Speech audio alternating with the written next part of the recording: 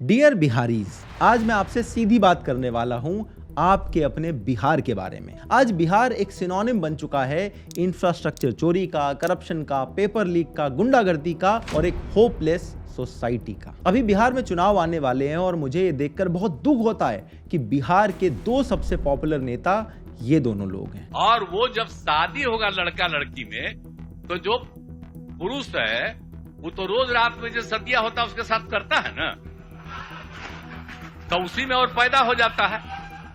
और लड़की पढ़ लेती है तो हमको मालूम था कि वो करेगा, ठीक है, लेकिन अंतिम में भीतर मत घुसाओ, उसको बाहर कर दो। कहीं भी कोई भी उल्टी सीधी वीडियो दिख जाए तो सबसे पहले मन में आता है कि अरे ये तो बिहार से होगी। ये वीडियो आप लोगों ने देखी होगी, कुछ महीनों पहले वायरल हुई थी। जिसने भी देखा सबने अज्यूम कर लिया कि ये तो बिहार से होगी।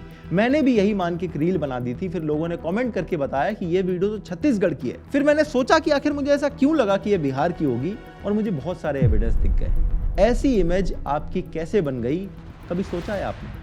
हमारे देश में गवर्नमेंट जॉब का कितना क्रेज है ये आप सबको पता है, लेकिन अगर मैं आज किसी को गवर्नमेंट जॉब देकर ये बोलूं कि बिहार में जाना है, तो वो शायद सरकारी नौकरी को लेने से पहले 2 बार सोचेगा और हो सकता है ठुकरा भी दे, लेकिन बिहार में जाना पसंद ना करे। अगर मैं अभी एक ऑर्केस्ट्रा की वीडियो दिखाऊं तो आप सब यही सोचोगे कि ये बिहार से आई होगी, जबकि ऐसा नहीं है कि सिर्फ बिहार में ऑर्केस्ट्रा होता है। यूपी में भी होता है, राजस्थान में भी होता है, लेकिन सब बिहार के बारे में ही सबसे पहले सोचते हैं। एक तरफ बिहार को आईएएस ऑफिसर्स के लिए जाना जाता है और वहीं दूसरी तरफ पेपर लीक के लिए जाना जाता है। किसी की अच्छी नौकरी लग जाए तो पकड़वा विवाह करा देते हैं, तो कहीं पर दूल्हा फेरे से पहले दहेज की डिमांड करने लगता है। और ये दोनों ही चीजें बिहार के अंदर हो रही हैं। इस पे हमने एक डिटेल वीडियो भी बनाया हुआ है। बिहार एक ऐसा स्टेट है जहां से निकलने के बाद इंसान प्राउडली नहीं बोल सकता कि मैं बिहार से आता हूं। ये एक ऐसा स्टेट है जो ग्रोइंग भारत के लिए सबसे बड़ा कलंक माना जाता है। इसीलिए आइए देखते हैं कि आखिर बिहार में क्या हुआ। और लास्ट में सभी बिहारी के लिए मेरे पास एक ओपन लेटर है, सीधा 1 to 1, इसीलिए एंड तक जरूर देखना।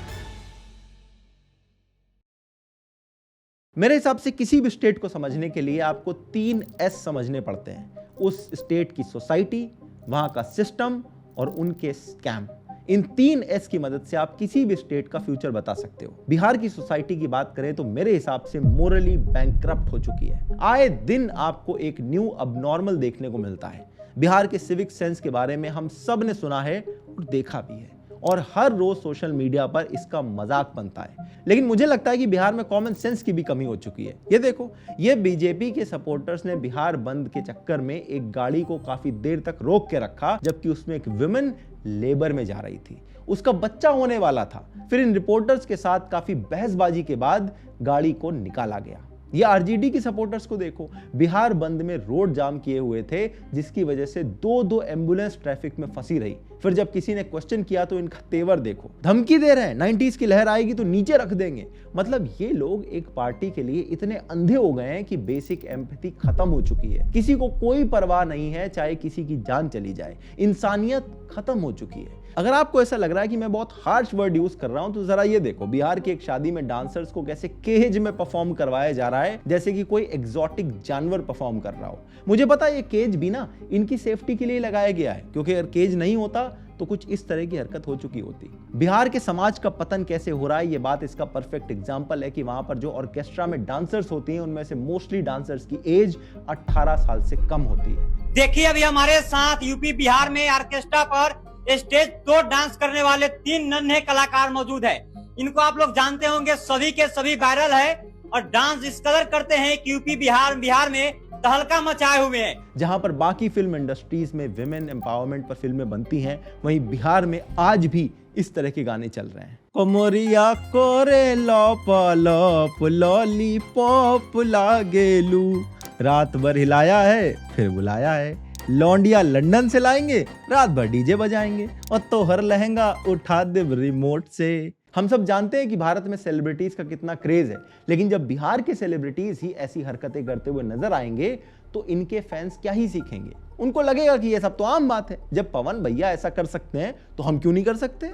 बॉलीवुड को लोग भले ही कितनी भी गालियां देते हों, लेकिन कम से कम वहां ऐसी चीजें तो ग्लोरीफाई नहीं की जाती हैं। फिल्मों में भले ही कितने भी प्रॉब्लमेटिक गाने और डायलॉग्स को प्रमोट कर दें, लेकिन इंटरव्यूज में और पब्लिक प्लेसेस में एक्टर्स काफी अच्छे से बिहेव करते हुए नजर आते हैं। पर्सनल लाइफ में भले ही कितने भी कीचड़ में डूबे हों, लेकिन पब्लिक के सामने आते ही कम से कम एक सफेद मुखौटा ओढ़ लेते हैं, जिससे पब्लिक में कोई खराब मैसेज ना जाए। लेकिन बिहार में कोई फिल्टर नहीं रहता है। सेलिब्रिटीज भी उसी लेवल पे हैं जिस लेवल पे उनके फैंस हैं। दोनों एक दूसरे से इंस्पायर होते रहते हैं। मैंने इस पे पूरा वीडियो बना रखा है। आपको लग रहा होगा कि मैं ऑफ टॉपिक चला गया, लेकिन ये सब सिविक सेंस का पार्ट होता है। विमेन के साथ कैसे बिहेव करना है, पब्लिक में अपने आप को कैसे कैरी करना है, ये सब सिविक सेंस का पार्ट है। और इस सिविक सेंस की बिहारी लोगों में सबसे ज्यादा कमी है। तभी तो पब्लिक स्पेसेस में सबसे ज्यादा न्यूसेंस क्रिएट करते हुए, सबसे ज्यादा लाउड बिहेव करते हुए बिहारीज मिल जाएंगे।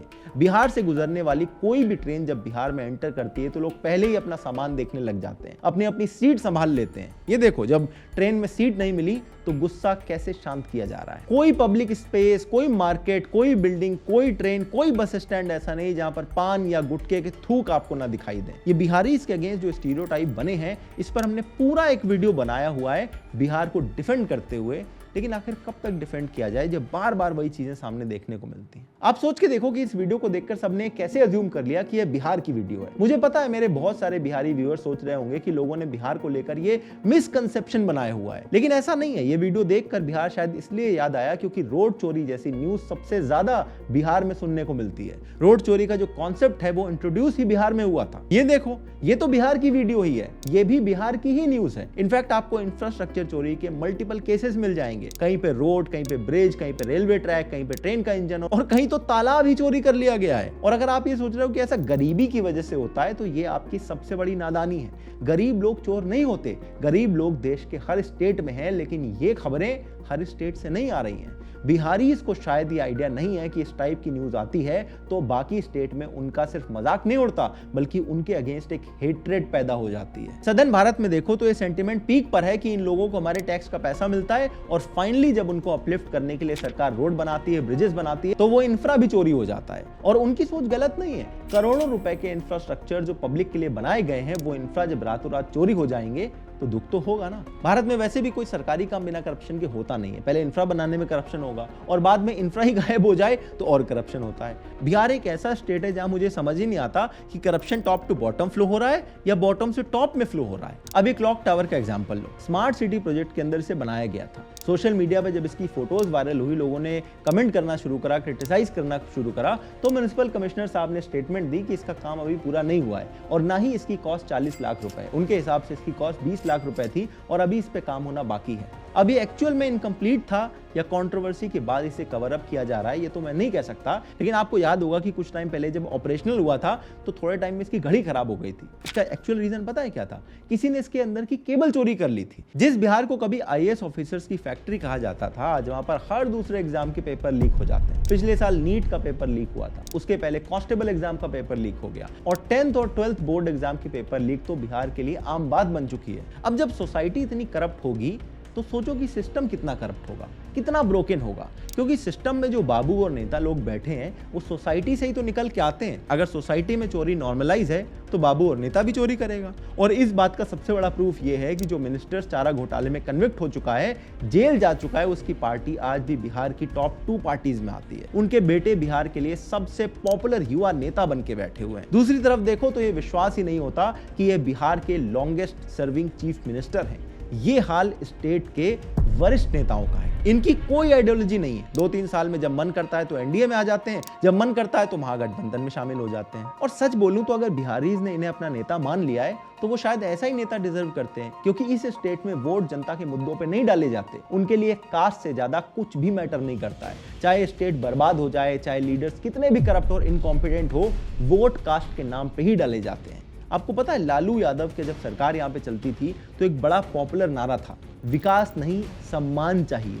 और ये भी नारा कास्ट पॉलिटिक्स की वजह से ही बाहर आया था। अगर यहाँ की सोसाइटी करप्ट ना होती तो 200-200 रुपए में वोट क्यों बिक रहा होता? तभी तो पप्पू यादव नोट की गड्डी हमेशा अपने साथ रखते हैं। जहां मौका मिलता है पैसा बांटना शुरू कर देते हैं, क्योंकि उन्हें पता है इसी से वोट आएंगे। मीडिया भी ऐसा है कि 500 रुपए में अपना जमीर बेच देते हैं। पप्पू जी, यहाँ लोगों का घर भैया रखे, कोई बात नहीं है, ये तो प्यार है। सभी लोग क्या बांटते हैं, हम कुछ भी करेंगे, हम कुछ भी करेंगे। मेरी जिंदगी पर, मेरे संपत्ति पर, मेरे जिंदगी पर, मेरी संपत्ति पर सिर्फ गरीब और पीड़ित परिवार का है। न जात, न पात, न धर्म, न मजहब, न गाली, न गलौज। सर, बिहार बचाएंगे, बिहार के लिए जिएंगे, बिहार के लिए जिएंगे। पप्पू यादव गरीब के मसीहा है। देखा आपने, रिपोर्टर को सवाल पूछ रहा था, जैसे ही पप्पू यादव ने 500 का नोट पकड़ाया तो वो उन्हें गरीब का मसीहा बताने लग गया।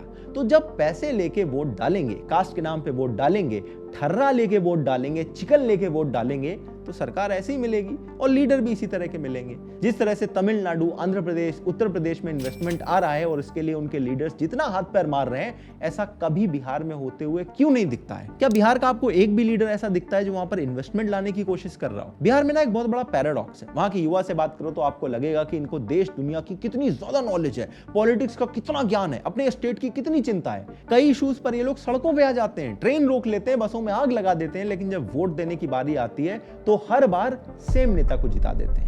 ये तो इनकी सेल्फ रिस्पेक्ट है।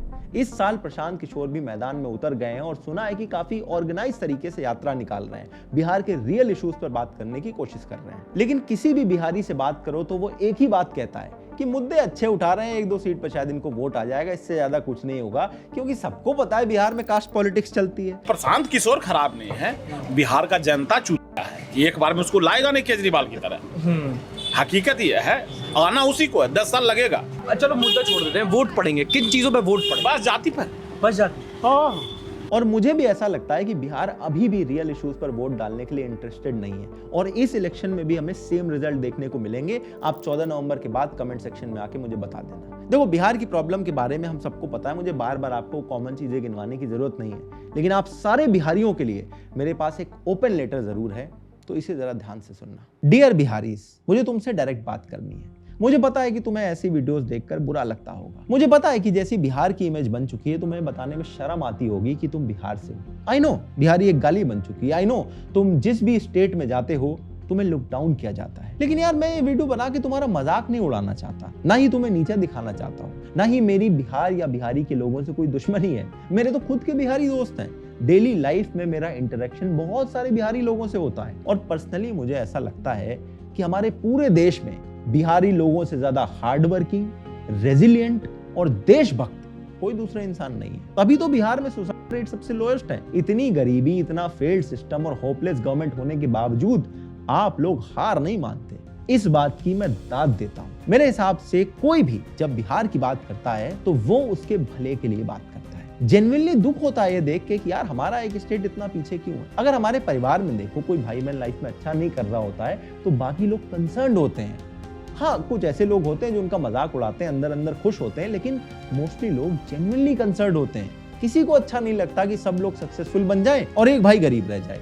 यही रीजन है कि लोग बिहार के बारे में इतनी बात करते हैं। हो सकता है कुछ लोग मजे लेते हो, लेकिन मैं उनमें से नहीं हूँ। मैं तुम्हें डेवलप होते हुए देखना चाहता हूँ। सेंट्रल गवर्नमेंट हैंड होल्डिंग भी करती है, लेकिन एम्पैथी की भी एक लिमिट होती है।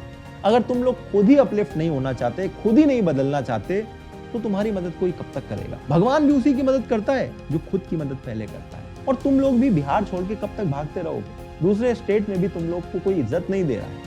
कभी तुम्हें मुंबई से भगाया जाता है, कभी पंजाब वाले भगाते हैं, कभी कश्मीर वाले भगाते हैं। देखो, तुम चाहे बिहार से निकल भले जाओ, लेकिन बिहार तुम्हारे अंदर से कभी नहीं निकल सकता।